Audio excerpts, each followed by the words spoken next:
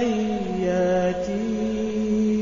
علمي على مالي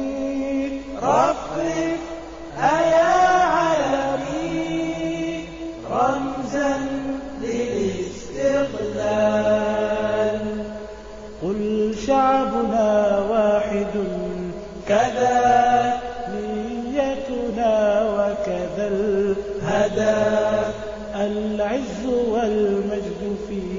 مالي الحمد لله مار ما خنا جدا بيتن كان وقاسو كومانتين نوارني مغسري تكاتن كان مغسري خدني فانكان كيلو راديو دامبي جمهور بارنا 92.6 ميغاز كمبري انتا دلنا وقتي بوتي نغون كوين خبارو اودو خرامغو الحساني لاجي توري ولا خونا تلاسان كومبا توري نامبو جالاني دوغوتي فاطمه كمبري نا الهدف العز والمجد في مالي السعي والسعد في مالي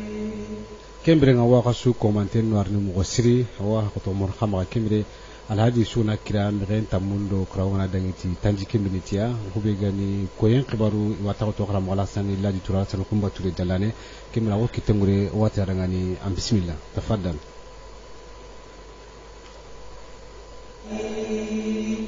هذه تحياتي علمي على مالي رفرف أيا رمزا للاستقلال قل شعبنا واحد كذا نيتنا وكذا الهدف العز والمجد في مالي السعي والسعي أعوذ بالله من الشيطان الرجيم بسم الله الرحمن الرحيم وصلى الله على نبينا محمد وعلى آله وصحبه أجمعين ومهرمون جدا مترن كانوا مخين تمودو كراغو كنغو مغايره تنجيكي أرميت نوسجي وما أساكي تنغا كوغاتيام وناليك نلوارون دي إكس مرون تكونو كوغاتي إن شاء الله تعالى كيل ربانوا كيولانغو نقوما كيل ربانوا ومار نغرون كتنغا أجيني سرونكو بلاقون إن شاء الله تعالى كوين كبارونغا أجيني كوين نغوندي وخبار بغاتو بارم بانو كنو أفالي masala nyumunga ono masala nyimbana utu inshallah taala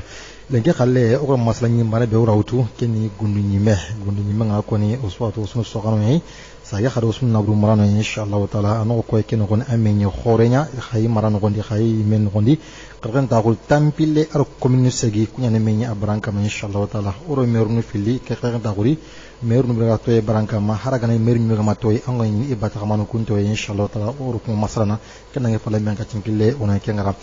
nangomu lenki alhadun kota ke osinan qasu kandi lenki ni ken tampille ado kabuni sinebe gnu dumi fil sinebe gnu jine komona khati tan na khata filo wali kamera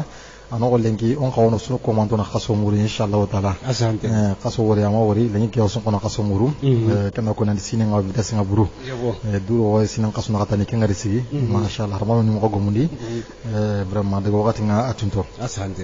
di wakati dudure ibena nya la folata nga كنا مبانا خواري لغندا أكرم وغنشل إن شاء الله تعالى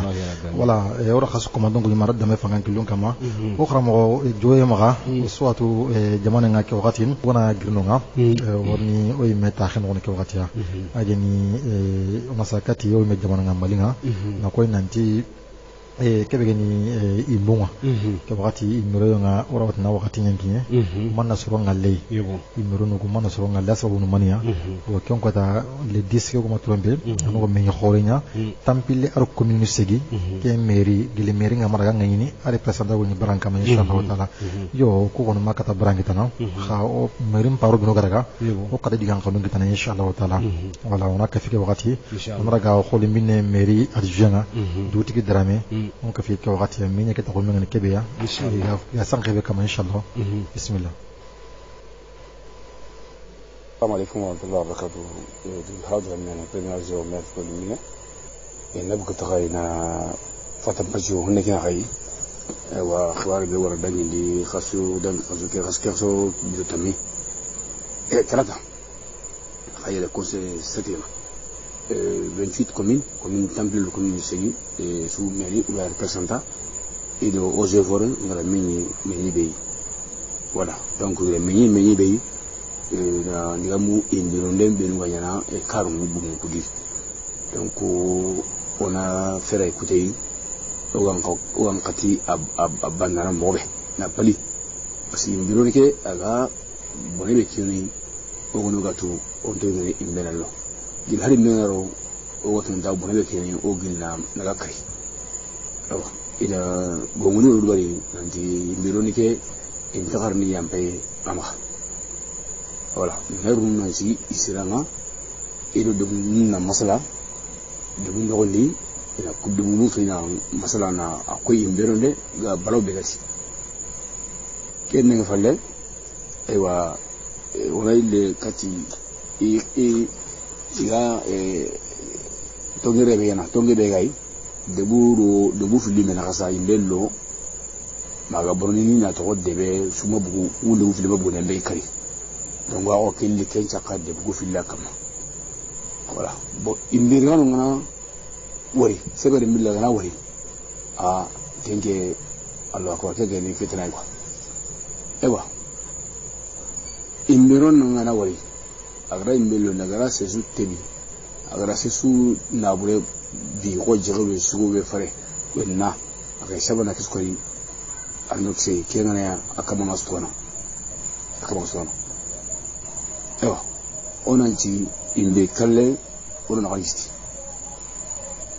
masalan imbeke gunneke awe gunneke na mobe ona fam oxon no ko na gunneke tanga na krosi igani na ko kumoke igani ya ko kumoke o kunta fonyi gunneke o xandro ko to ona nyalla lagani ona kan jiti gunneke maga banu oxburndo ko lu ngani o xara mara o jigo sirano ona mara gunneke maga banu donc kiani gongo lege na ko dangani besunam go besunda daga annako andelen annako an community voilà sinesu worni sigi imbi ronde ngollenga ko xawo su ga itilele ngota ngutu itilele kota ga amarke na dike kota ni itilele kota ga kota ga warni xawo kan ga e wadiga men ta honi andi awa imronde ngana kate nga kota bay ke kota bula wona ga sen ojo fer ngal green na ke commission na ke commission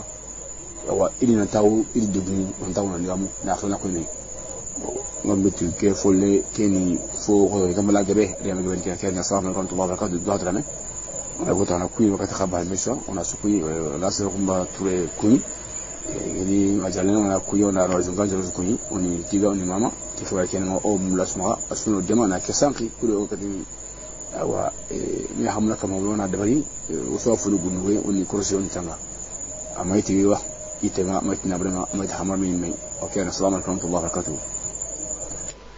marumo radio dambe terenkanano ora kasuko mantunguni ke wakati oji ke wari khagiri meri ngari juin terenga kengeni duguti hawa drame hagana kholi mine meri ngari juin kini branka ma inshallah taala okhramo jomo marna komini koni branka ma sebe ni branka ma keni meri 3e du juin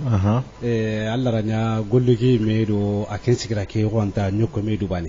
boy na sigira ni environnement ro ji do sport hataro khaye kuno go yorni no o yorndam kibaru wala keni environnement ken o yorndam pinu wala o takko pinu ken environnement ni bo o meri paragir hatam pacho bekini premier du juin de la communale de Olimpine wala hatam pacho kuy menu vraiment ro asira ki wa menyo kono honne o wa no armo ko sino tara na drame ken la meri geli kona no meri ni mena ga ma atroisième kenga ni sumura ICC wala ya siginte na kemba de inshallah ro khram wode nginunga agri falli meñina nunga ida masala honne be kama on ko fona kentra ke wakati alhamdulillah mari ma wa khanu ardu mo siri khatan kan le mo siri khaymi radio ka radio dambe job omar la 92.6 MHz kembre ko en khibaru no gondi lenki alla nyamare ndo alla kiten no ori o meri banga kiane maire de la troisième adjoint de la communauté de Diop Marina Kimraw Tumuria wi tunu jamun kono masalam ngal hala be no inshallah mawro raqallal wa alaikum salam wa rahmatullah radio dambe ko nyinde ngakati igondo yare lemenen do khurse nkani somura CBA i troisième adjoint mari be sa sendenga ni environnement nga kenenge ni o fonkaro o dappedu kibaru kenenge ni soyen kille ado gunnen tangande an kibaru watni ke yarati environnement ken kibaren min ke amaka mari nda kenya kale hinke nanda katay esporunga kuni nyamaka bo kendangi falle bo jin ka kibare akani nyamaka lenki masanga kebe kama kenya gunnen tangande kibare wano da kallo kendi gunnen tangande kibare amasibo nangaba surtout masibo nga jonki kat no ko ngami no ku kujala ku me no ko yugo no kungula samana sokken ka halle yimbe no ku nga garanti masibo yala eske yimbe gunnen ni masibo wada bateno masibo ngata batenga pour que population na femme tampie be ko kamalengi gunne kibare kengeni imben kibare nga adula sama mania ganninga imben nga na kumita de bidun ko ngada wori immédiatement il va mettre capable les mener khirse yagare aswa gilina daga kari parce que il gana kardo mani ana hanno o yada angara wori daga ara kala ko kenni so ganta gunne ndial bo oda wori ke wakati danginte onati gelli démocratie ngari o gunnum bono bo parce que musanki endi kebe ganino imbe nganaro debudo menaka asu gillia debu ko hille so gillia kaga magri gouvernement iwali kenya ta kuna kayko ndaka geli ke démocratie gari ho hoti hababa ya nga imbe nga ni ma na liro makano no ndi serenta gilli yo alla kite yo daga mengale go yi khayi nganu benu ga wuti kenya warni le kati ganni sirewo sire so ngara imbe ngore ande ben karama bugu nan daga kari donc vali ke ta kunanga likibe anda kan kaw debi dunko donc ke ngane wuti pour que na ko ni population da korna durogoto parce que imbe ronda no sasa oda koro serebe no gani serebe no ga ko cenka pamay ado kambari bagandano daga na tay yagi bagandano daga na tay khanyano nyimbe wadi donc kembre ko hanyana sababwa no ofon karona na bonondi kembre na burunga igande taktene donc kembre igande ganta gunne wona may dabarni hotel le khayino na daga kale kyago donc kembre kundu nyani population yugondo yakare lemno do khirse horna durugoto ono kitun kinime ogona yimbe ngori horna mbogu on daga kariti parce que mania osuna hanyani misile mere angatu wala kankati no ko wonanti ke na nganta ka yugo kitana banya sababu yimi ko ko ngana daslaga do oku yimenu ta ko kuno gondi na buru mare arso kunyana domi mi ora wori khadi shoke ngana bumra no sogaru na sababu shoke nkite ntanga ko ngakuni boyni yimbe nga gunno sokenchu bini do kenta na khote ya garanti na bumare ndo sogaru ndo mena har kelen ko ne kenya khote ni boyni shoke ganda gunne ni anga wala automatiquement na mungarni sogaru ntenu nga iwarni iga na sawnya kube gani shoke ke kite mbala ko yala esi khini khano ma ko kenu kunne oga osugo jokko ina kana wuri no kusu oga gemay na kare oui angara gebe ko amagare ko ni bon na burgumu lenki awako kendo ke imbirunde khibare inta kara inke ko ni ma jadirganda nun da koy nanti parce que na burgumu igado kebe yi tenundi kenta kitene sokke kede durondi gunnendi donc problem bayre ay gouvernement baran na tongo ko odo na buru mara nun naga ginge jana fofoy bo angna jatel laga na buru mara lenki hulle bane so ni ge wadi kasunge ngadi bambara ngadi o ta ka keno gonde me o imen na buru kude kunya hayana sababu wa no bonondo ime kallugo et puis angara wari ya gallo sugo oyi kenne o so ni ngara soa sebe gana te litendi jogo hilliga maka manano sikiga maka adina daga ni siti iten no gonde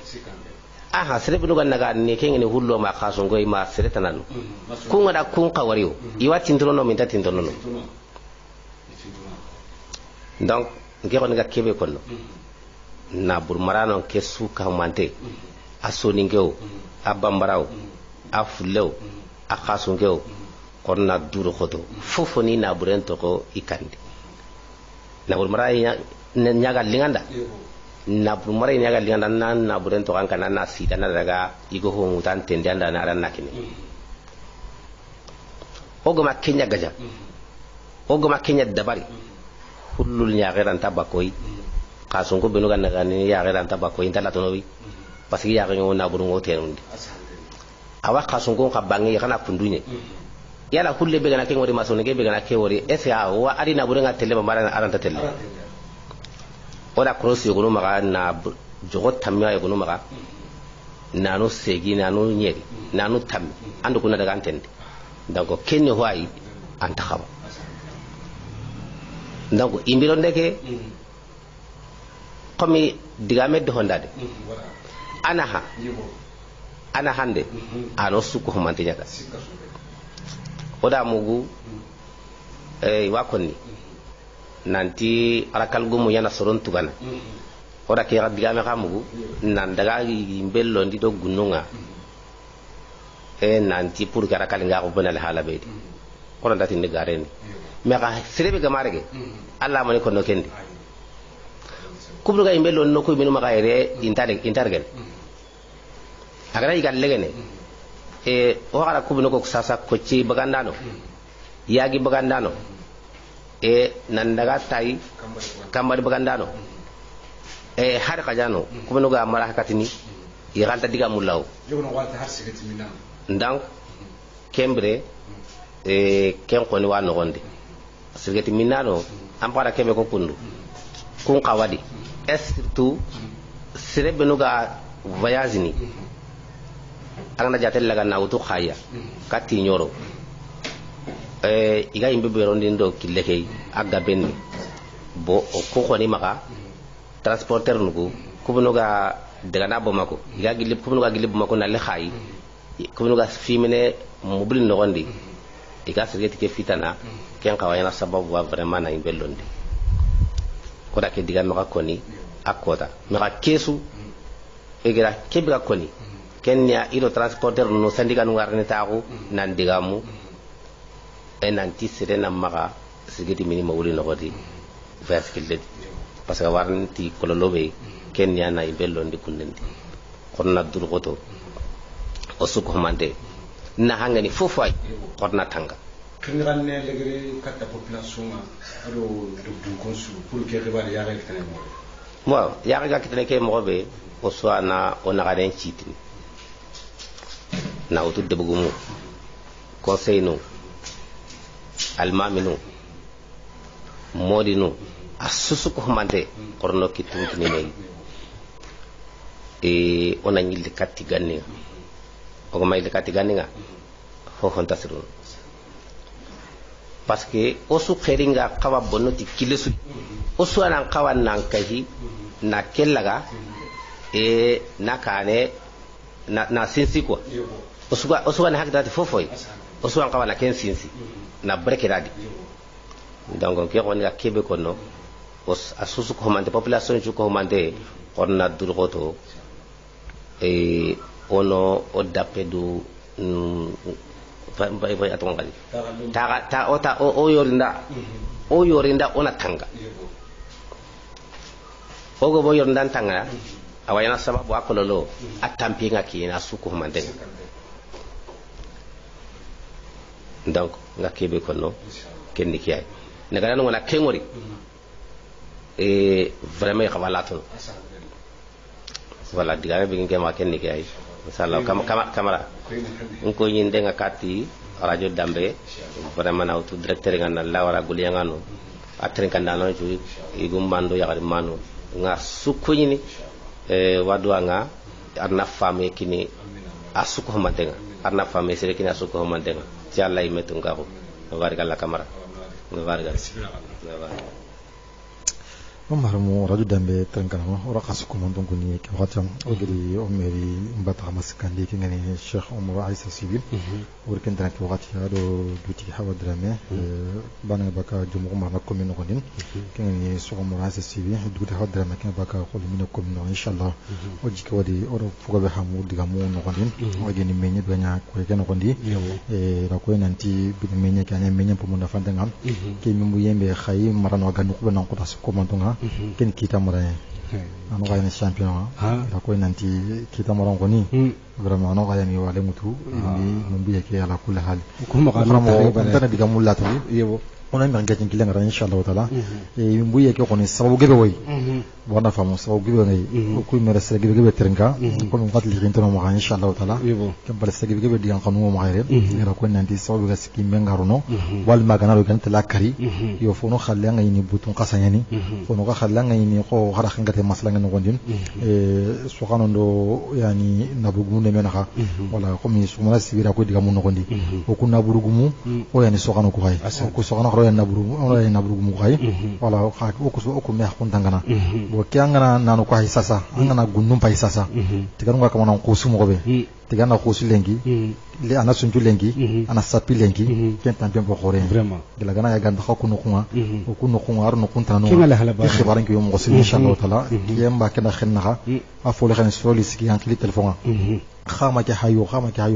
bo kunyo gora ko nandi ko na yimbe ngar gunanga ikulante gilli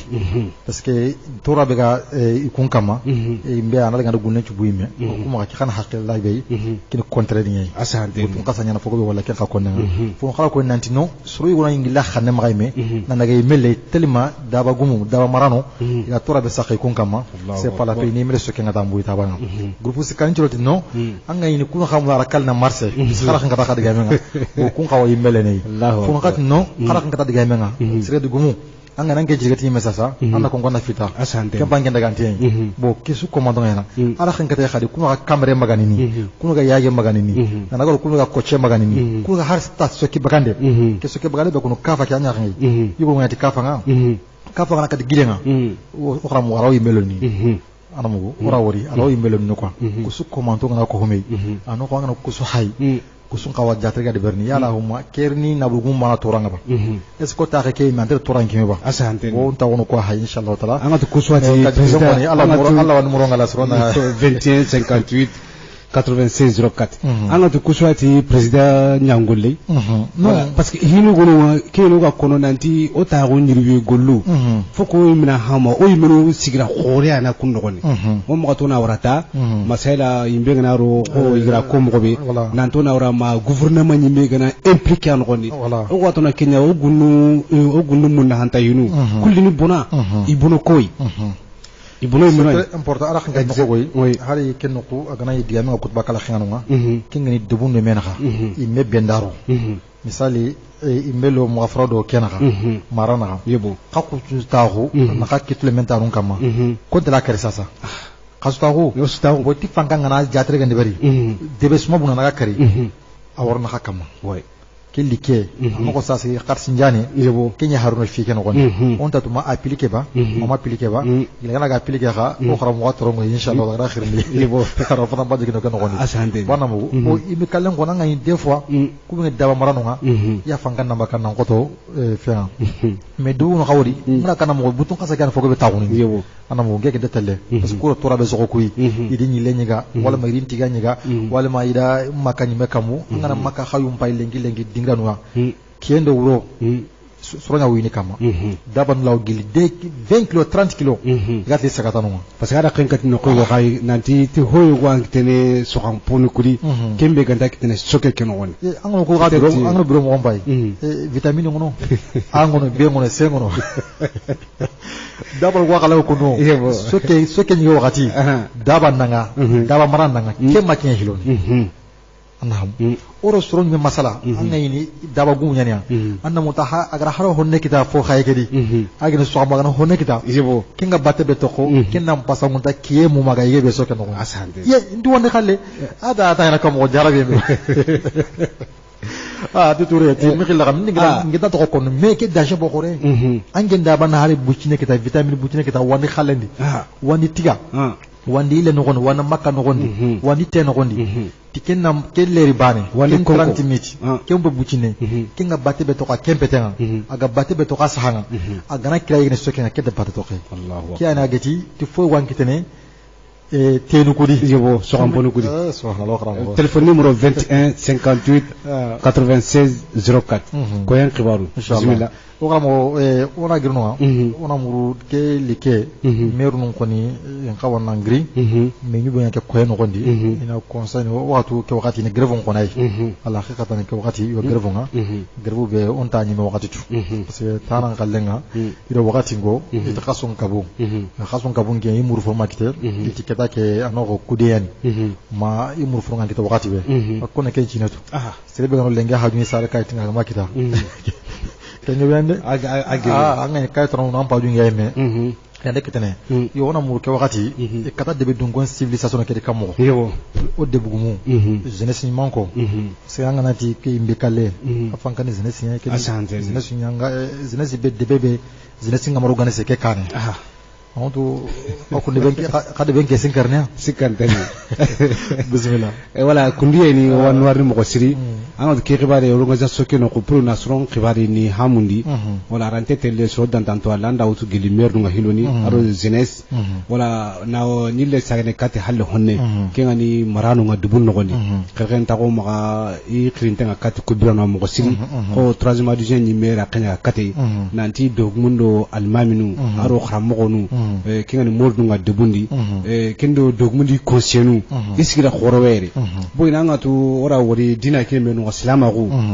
hube gani mi hamye aro tagunan digami aro hakli jakabagande mena kane la mure ni meni kenya kenya sigi na qaso khram mo ndo to anu ngara bangandura nanti dina kembe ani la hiyan dina nga imara wuten dina aro sewendo hakle tagen dina bo kurante kitene na to nga nundo haklu ngama tagu dome na masala na ngimu hi bayo no gondi boy ni keme jama brekente kundo na tagunan digamu na mehamu kasanta hinu binu garni yigo o na hanta hinu yigi na kasini wala ga yigi bunondini o gimu kunga kamo o mani hero no mo gan ko ni kutu purki agna di o gan ko na yaake kitay bo anga tu kengene to nyana debendi o ken paklinde hi jakabagande no gondi o ra me hama kama haraga no ra me soria o nganunda mewori na ngimadi na me hamu na sew na nyagali sikkebi an kada yati alhala be na kunya gem bagani na digama kama na ngimadi o sime maka kasara ngari mo ko sura Allah diwen kamba inshallah boy ni o Allah ti sobe no na me kaw na digamu dome na sunu mun khalasi ni meda harane ma ko no gondi yi wakade mana wala kembere vraiment o khinde be wala khen ta goma kenni dog mundo conscienu ni aro yigonya le mobinu gi ma dubun no gondi modnu nga kendi aro tari ni me khabla ho tanu agebe yigi de mana gollu no gondi kun ko kapia kembere nga meru ndi yi conscienu ka yi ga takki gorwa kedi yi nga ta na masala na decision tu mana na ngimu hindi nanti o nga nenni ke o gimu kyadi zero seranga na sori kembere ketanga sere bada ndetrina ke wuju tami harame wala ka tampilo wujini harare me kanya kellante nyano wala ukra mbara ko mo be surtout Allah kan bakat no ko be al maminu yugura utini al mamin ka cigrani maniya ko gollu no gondi ahi o maka meni dina ke fofu kana koni al mama ko asigira wa no gondi asante khutuba no gondi o wajunu no gondi conference no gondi khasatan imikro neke man torona rabatena kan tora bera batenga anga itun karni fo nyate ngebe nanwa fo nyate ngebe no ya brene ke so ke no konti kenya fu nyeba kenya samakheba kenya fofo okuwa kento kunde kento kinga Allah to on kono konti amba kuwe kerni mbe ke no konti tungunya ni iran kentenyi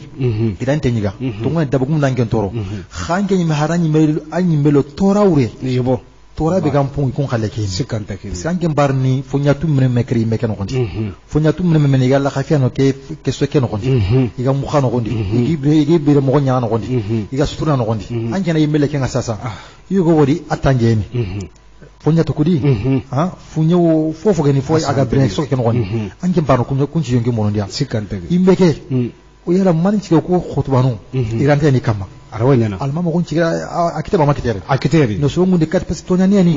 o so atu kine ngana kinye o shaharanu ko imben kandaro itikhay ngi benya chopini nan dona kari imben ngaro ani itikhay ngi benya brebet numene aga yani agi karni ha imben dangi falle kun ta fona hana ha qasu filistik dangi falle onande kusepion yeswanga fayni khayki leke example anda ganta khayki le kine no gondi no wala ndam palle fayni vraiment gal har ngam pane fay ala dan karam pay parce que mani asumeran kulle ken ko ta batara imenga ajopel njebo ajopo gunu no gondi bo kuno ga imbelo nini nani daba gumu ga iro toro wala mai ga imbelo nini nandi vraiment ni ngete monondi an kan ta khwana chime nka teke tungani la ya ngin ka ngir duguti ko mene mais pourquoi an khatele imbelo foy fo kebe haram biro fo nyana no gondi biro fo nege sanga yono khawala golle suntiya woto sekke magandi na la gaga musa khane bira no gondi sikantari makembe ando kunju faju monondi bo kunju khana simme yorunga anga yi yono ngono i biro fo mpa kide sokke karo iro mun qaronte garo i ka musa kanu i haju mise gebe ya sokke ngaga ina sokke ngabagani na worno wadi gana ki na gaga sokke like ko mona khati sokke like ko mo karagi ken ko mo karagi ta ko mekebe place chutini wala maga ken kaman turnu ko tami anda kaman paju mama kaman paju amda bunondi kusa ko te wayo sikante o kyane ugatini anke nyan tore an tore ka to Allah no ko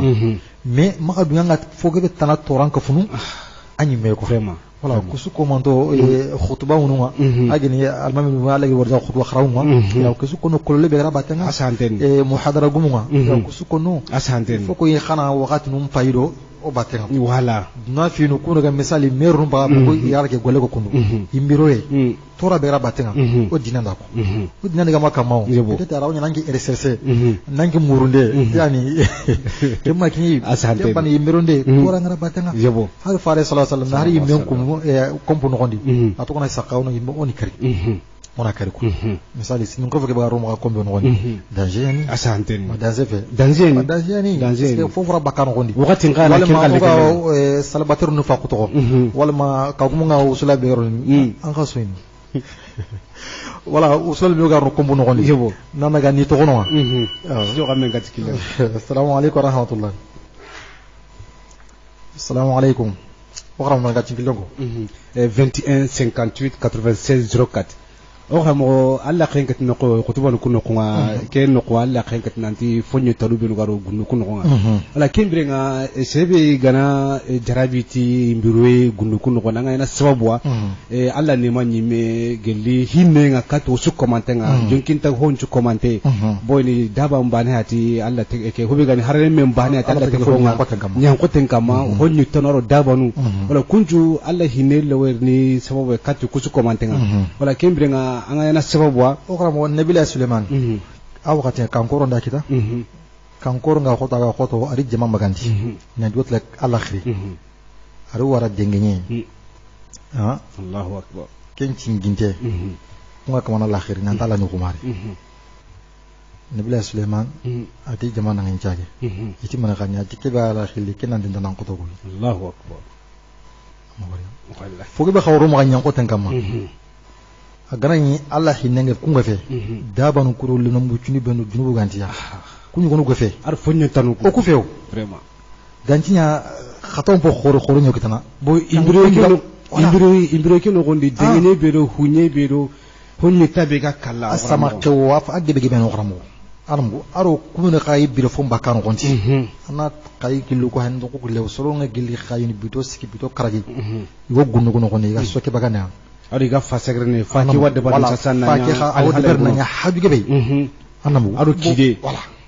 ku jigi be hay bu ne kan tungani ange ngon nabura antenje naburu gumi angatu akhiri annan kalen chaka kama asanteri anga tanya mbaka parce que sasa yamba ke hilwani fono kenke khasi kaya hunga miata yebo me anga sunu meke boko mayamba de ntaka mo tanga tinya pama ko bosini wala ma duru ko to ona imiro ndeke ona ala haqiqatan fankangara deso bewtu o ko ni deso ke o jinkine wala o khram wala khangat no ko sumana sa sibi nanti daban bi no ko ma kan gondi angeli daban bi mo ma debu no gondi aru gunu khalle angeli comprame kengi ben mo sire agben kengi ben mo sire angani ni goru ngobu go nya marne yani kan no ko quoi e programme ko kira ngurna ma watu ndo na bira go muruke ona bira go muruke kanima parce que mania angna jatlaga sa hube gani alla kan pakatu hube anga wala kene barabe kene soxana baranga ko bara fere soxana kene ga mo wonno ako soxana baranga parce que angna jatlaga sa ko no ko xibaru xoro bena bu jamano wona wuto na masala kam mais ke barake lakin soxana baranga alaji si wono inshallah parce que angna jatlaga kinuku na buru mare ara ko mo no ma en khato ko kamnya no goni bo na jatlaga hari arawanya na waqatu yugo no goni suquba beten dima na lawa al khaskan sal hanagara makata kutruni me sal hale khoti khori wonwa kanu ku geli de kana liwa kanun do mena khane angna lihi kuro haju gna ma amma mo kon tampa di ma bono wala ga gele gna joyle mane gna yan kibar no goni kulu karabe ma wala joye ma na daga haju go ya bagandi amma mo gonti su angarni problem kitaro kileke boyni na bruku ona ken ko jongi kana ko kala mala jatu mara fa masala kam bas angi ngani nanu karagwa ngema jaga ngora ngema angi gengene dinda ka katante mangi akha aswatu de bene tengelle ken ko ya de ben ngama kamana de ken ko fulane daba ma keno yo ken wo me difference na kanu daba nuko iro gunno kala ko kemena kendi normalement ke khaya kala yo way kati tenua wala ona kaddo na keno ko jongana safa yo inshallah la jatu masiga asante bas wala gundi nyimelo o butenga manyo mame o kuma sa wona rondi tungani logiru ngadu ageni anga golle no gondi ko wara ko mo se ko bagandu no gonda yimben kama ma ngulle jurnu mais na uta khande ma yebo ne yimbele ti vraiment nga dabu mu ninge toro wala ma irin tenyiga wala ma rakali nan jongo nan qoto wala ma daba ninge ma daba gum nan tampi no simede vraiment simé mo siri inshallah c'est o xam ma nga jingi lemba 21 58 96 04 wala ona ken fu hay an bilaga imbele ne folo na kana nchime yebo forugo range ma kan no gondi bo daban gona ma mer nan kam kanu ibran sokke wara kam mo be kanu daban kunu go ma wadi na ke ibran mania afan kan sokke kay afan kan kay kini bane ko na kharo ti serenge be nyano no ibire alla gri ibire jonge ke sokke bagande no gondi igatla bagandi ko mona gati ko mo karaji wati worne awrin ma wujine me parce que ana khoto ma kembe bo wangi na kumbuyi fonya tunga ngibe ngana ko no kusuko diga mun ko bo angana ke mbuti vraiment na iringete njiga ha o kharamu kenni tora khore ke toram po khore ya atoram khore ke toram po khore on ke korso diga mun inshallah taala gara sama bismillah sa kembre nga warnoir ni mo ko siri toujours on a kenya gollen kama ken ko en khibaru gunne nyimbelwe aganti hibi taxen no gondi aganti tora biro le sime be taxen no gondi o simeni lakin gwa ho gibi de kati gumu o witrin kana o be gan telephone numéro nga 21 58 96 04 wala o ko na mula fanga aga de seke wutu yeddo bu mun na siti me mo ko siri ina siti ndebo aga na sabati nandi karsa anyande melondi wal ma debu gumme anan ce ko de bari de dungo mbara bakka na nay menkari assalamu alaikum nan kene na mugumi na to no jamu Abdoulaye Dramé de Moumana okra mo aro haba paseka rajula li rajula Abdoulaye Dramé Dramé bismillah bismillah ni gunne kirin dindiye ngako rada ko kale konadi on kulunga kono ti hada maram doazi harmonie avec son environnement tengani ti hada maram su on ko abirena imukunga comme mogombe imukulla koma imugo birena mogombe asanden bon tenni ongu kuona rega como oyi menu parce que ora tengana bunum pande ara ite yebo bon ona jatella ite bo ay medicament suutu woti tipo medicament ni akano kame tangere ni ite ni Allahu akbar ni ite ni tangi ni chimie de la laboratoire ni la capacité yebo mo donc ona tunantinga na kunyi tubi atora kino ko anyime bon donc foko ona kunya jaten daga cheta nanti gunne keno oyi menwai bon lenkilen kana tiya wa ite menabu oganta awondi keni jare no yebo no ko tunatu anda mguti kora ite wai kombo ku benudi yebo ite nyani asanden mana tonte ite ni yebo bon donc on a contribué on a nchore ite nyaiti asanden bon donc foko osuna kenya famu le nodo kristo parce que ida dangari ama on taho kono mission ko iti ko bakya ni sopi na ole mon asanden bon ma on ta kuna ntia wa ite keno oyi menu donc foko sorona ona soron chaje soron kala mun kenya nanti gunne keno oyi menu ai o ga tahu kanu ya alla do gunne asanden mo foko na tiya suna kenya hamu juda nan nanto kanu kumande gunne sikanten bon tiba gani tiba nyene kompe soke nyaiti yebo kenta jikene saza asanden bon donc ubukati daba ni mo oyi mun hada mari mo anna hanno ku mun hada fulo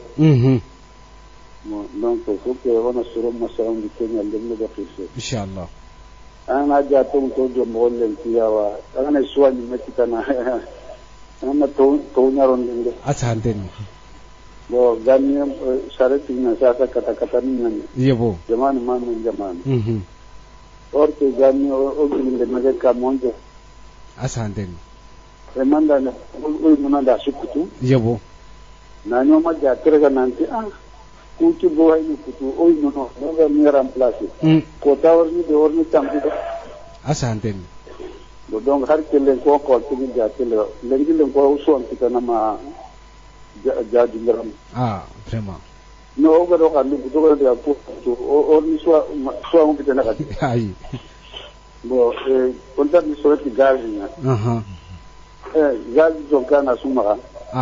no bon donc foko ona ko ja tele inshallah bo nantia wa bonneto o no khallen o no igwani bo ona cross como o go ilu cross ni gombe yebo bo kuma karamo gore la fen katre o wa junda no kan ko na ko ko ni asanden parce hari fare sallallahu alaihi wasallam atampa juga to fofa na maga bonondi ana bonondi anda hakke nyautu asanden hari te ko maga ko hadi parce que kota da ana tauna sirahuma yenya da tuka kam mudongo kusuni fo ga ko masara no do munda inshallah no kudo bunne kara go tangina no gon asanden do ubra na bu maraina o nani bon o nani parce que ke na mi discipline na timra imrin ten no gon yebo pero tena kana tena re handa ga de kalle ngon asanden o son ko da man manda campagne ko ronga bondi ngari me maganda sia asanden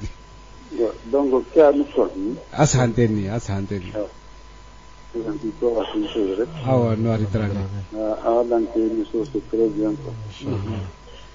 Merci beaucoup. Vraiment, Drame, au doigt d'un morosiri, Allah gana sanya orang tu commandant. Allah gana orang muyum putu. Wakatirin to inshallah mo grame warbi iznillah. Drame. Kini wakram mo Sheikh Abdullah Drame. Kuni gilli suru khoro usru nogondi. Qayi circle ke jernto khoro na ko kondana kuni inshallah. Jernto khoro. Ko ori figi be gibe trenka. Gilli rabbil maranga inshallah. Assalamu alaykum wa rahmatullah. Assalamu alaykum. Tokondo jamuna kenna mgumina. Kek ma progoto. Awada inshallah.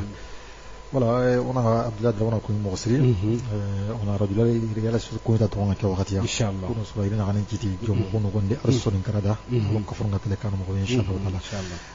Arahangati, the Gang Begay, Itinga, you could Honako on Gondi, Trofong in Beron, the Atora, Honako, Wakaman and Kia, Arahangati figure, inshallah. Now the Gilly, it took no Yahingia, and came and healing you was up Munkama, Kankotang in Anganta, or it you photon and Kenahara. Surtout iri sangan kiti kesenga mo siri kasi usama mo kaso no digan sante anga walu yo fam ganini ati wo youtube ganini to ko ngir ba man kanene anga muro khanu kudi anga yuwa mure tu kare kaseni migra jarande be ba iri gi te fem pay se xenem pay kusu bene imbunya na ki dem pay wala ki dem pay agebe ana mo kusu bene imbunya na e sokiana ha bo so ngara kusu kita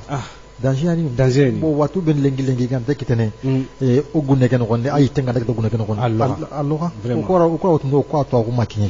ko ndatu xam lengi a groupe mo ngona ida créer Facebook ndo YouTube ndo fen yonki saha andara no gonde ko tan ko nanga ni atwana o bakati ke nako bo ko no kumbuyi ko to rangi ko yi ala ko xarna de soir bo soir ngam fay akoteni lengi adiga mangi bende wala ala kan kate soir ngana ko ndaga kitane bo orni me diversas gazi iten qari imben qari tambuida adalla wala ma qartoro akalla lo akana karorna swa kenga mbake man yassa gazi yani gazi kara ko nan de ese alla siya sudan anam kani immeronde atorange begebe ma gamene nya khente so ne mekutana kana ko tanga isali ken gondi singra su ifenga ma isali ken gondi ayni gunnen kirse akentirnindi to kone yere akamanga labo kono nanti imbe nganaro ana fani kai na hante anda kitano akula sale ka kanu kemere fosere nyino mais so so anda kitane bata kan anda kitane men antano ngai nandi okuno imero ni kai pesa na fani kai no antono wala to ngobon duro koto imeronde kuno gollengani igauta khanne maga induro koto ina sigindi anamu sende maga imero titi vraiment na daban ke diga megli nga saka parce que ore kya digame o kya sumusumne ngida serege be bismillah me ora mo ngira no ko be wuturon kunne kuru hakanta hi ko wakati nga kama nan tinto honne kenya hube gani ke wakati o su ko mantena medima ona mi hamundi kenna ho hanani na may khibar ndi kenda halle kharamurunte nga o dubu dungo kusu komante ma debe ho ganu debe nyaga na tarisu debe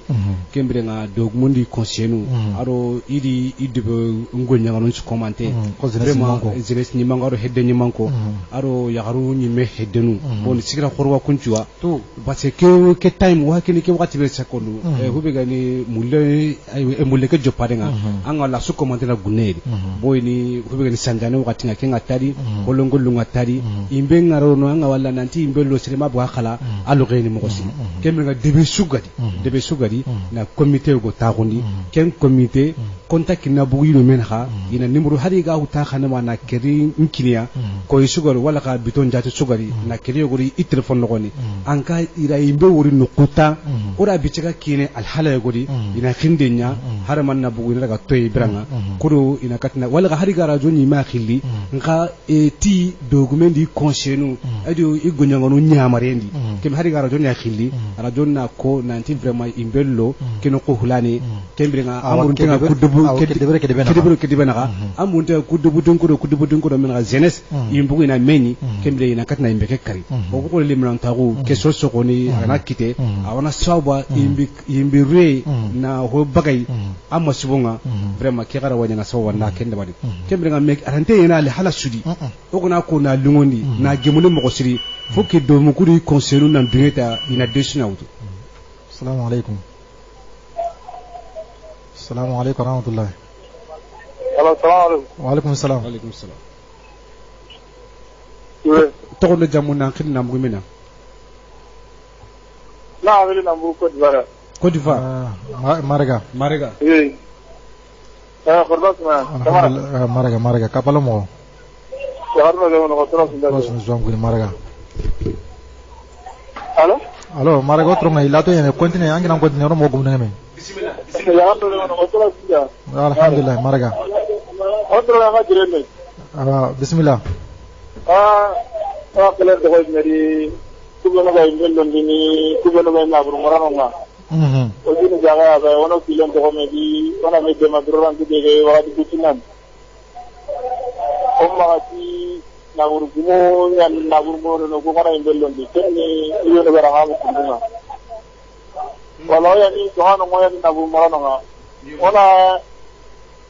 o de mo ti kirde dani wono kutin bini me imbel har no ko betana no pampana daga imbel kari o ma ta ko nan ti na burentin ma ni kumbani montoni kuma no gara ha mo mo wala besu ta halle mo do wono kutin bini me inne ngana no ko be ngana war tawala kari wala sar tembi ti atani iswa ko le langorna ona o de bella kudu inne ngana girara gara giriya anda o gunno buini mo be wala ma ta ko nan ko mi keda inne ngana ro giranda ona giri ora wala na silo soi de bella kudu ari inne ngana gara ti ngi ngata na tara anani tiro da kambinu kwa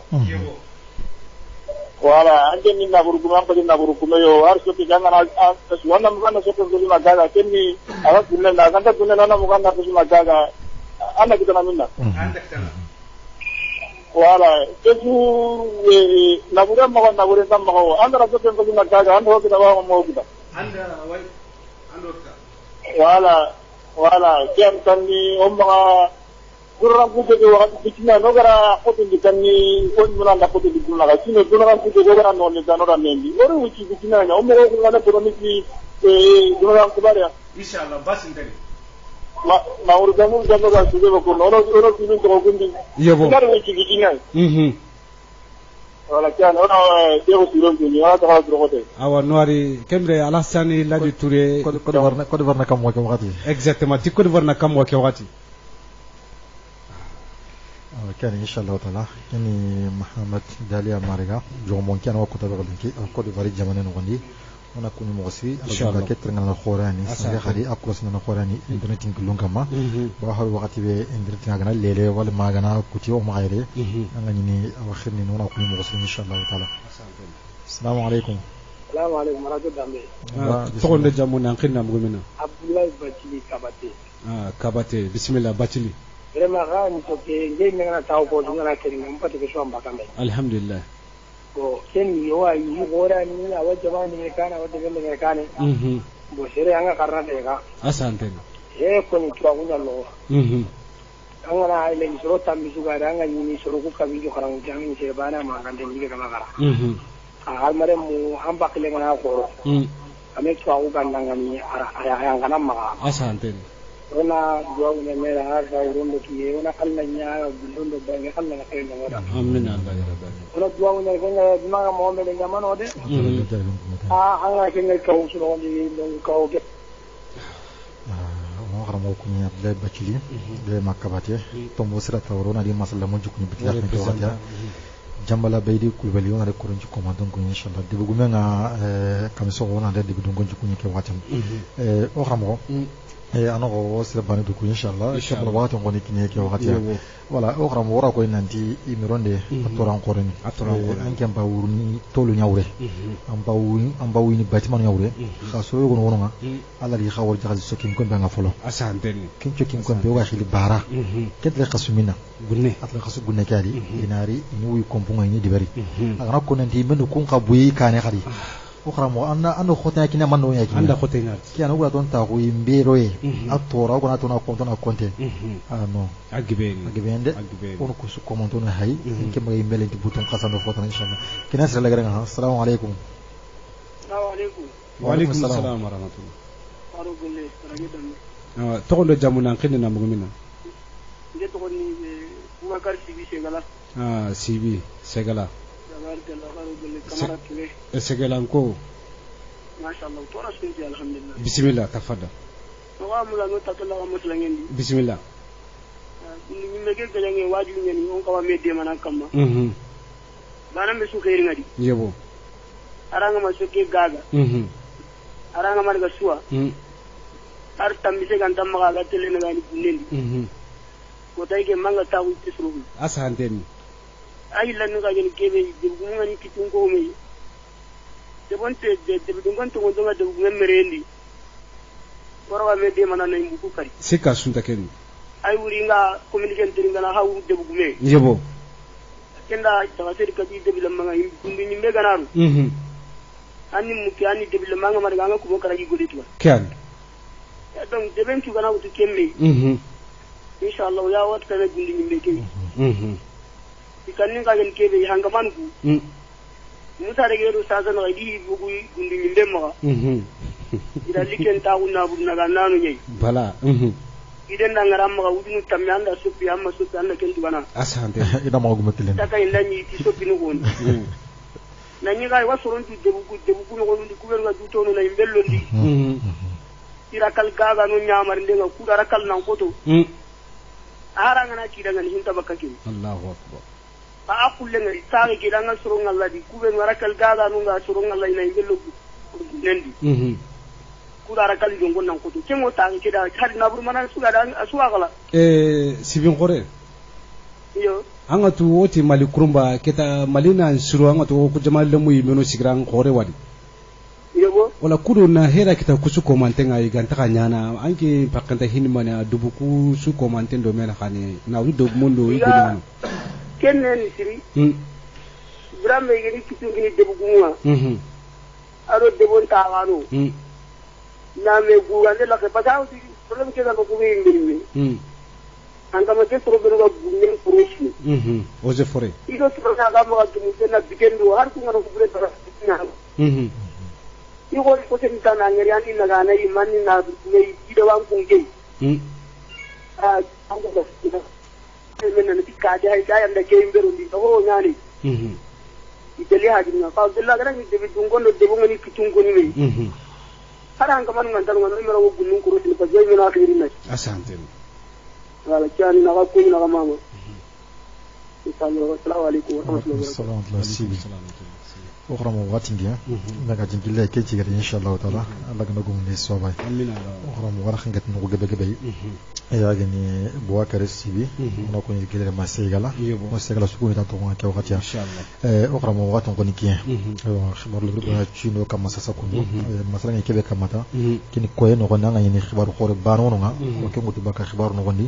اخلا فراغنا كان كما ان شاء الله نجي كوي خلنا كيبي كني مي خور بغا دبري او ما tampille ar commune segi ngore meñi xiri mananga kebe kena na ko ina ndi gundi mebe gar no ta ko no gondi o debu no gondi be de na xaw gunu no gondi o ganda bakana ndi kari wala may gar ti tora benu ya wala ngi o ka sagara baka xayi marana on inshallah taala tampille ar commune segi meru gila hari meri be ma barangita anga ini awasra wali batin no kini baranga inshallah tan ta bor commune fi meru ngutu ko kundi an kanun dangi ni ayini ifarunga kengeni duti darame namu jallane kholimine meri ngal jeune ka ado sukum rais sibi namu jomo mama kine troisième adjoint wala kan wakhra mo wali camera mo to imeronde ono hakka to me inshallah hasante biro ngeno singi dan tanjina jo ambana do na ona ni me quoi wala wa ko simana nanti na nagaron tiki ala halay hari ganan ken tugat kharsi ti daga yimelondi kharsi bucine wallahi nan dina bu na qaf kella ngana de ke toranga ngana gidan ken bat anya manga gidan batanga ke tan to kore fonyen tan ko ha khas daga nan di vraiment dara kala gumen nge tuga kina sabata ngolle no gondi mo gomunde kenna bundu fo mo alla kan ka tari honyan tan khibare ke kenna bundu fo hanan kenga aga pasana jama go ke khara bonni wala khibar ngona la garti ke wakati am o baka diga menere wa su komanton kunini makhina non kuni mo gosri o khara mo khore abdullah drame de mo marona kuni mo gosri كفيني محمد دالي مارغا كودي فاري جمانا ماني جومو دبونا لمامينو كفيني مارو كنا كوني سكو داكن تونغا كباتيا aro khamo abdullahi bakili kabate ni suku mandum guni kewata kefini bouakar sibi nambugo segala allah takhlo kan woni inshallah taala allah ko mo ko bandi dimasire awa allah no wilato no yane yongi sankam inshallah sero khibaro khorotna bugudi baka fi no gondi o tan kan khay tabelen kamari inshallah ko masala ko kutu yo gunne masala yonga yo kuna atimane kata ko inshallah taala yo khibar ko ke magare assalamu alaykum wa alaykum assalam wa rahmatullahi عالمي على مالي رفرف أيا عالمي رمزا للاستقلال قل شعبنا واحد كذا نيتنا وكذا